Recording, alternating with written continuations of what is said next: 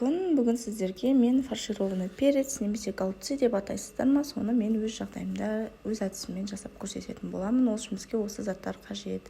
Қазанға осылай пиязымызды қуырып аламыз.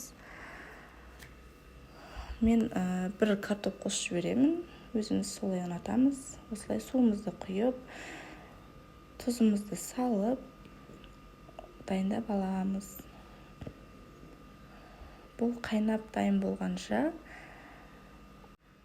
мына жақта начинкамызды дайындайтын боламыз. Осылай дәмдеуіштерді барлығын салып, күріш, фарш, пиязды араластырып, осылай начинкамызды дайындап аламыз. Дайындалған перецімізге ішіне осылай әдемілеп салып шығамыз. Жаңағы қазанға дайындалған суымызға әдемілеп орналастырып аламыз. Бетін жауып қойып, тамағымыз пісті, дайын, ас болсын.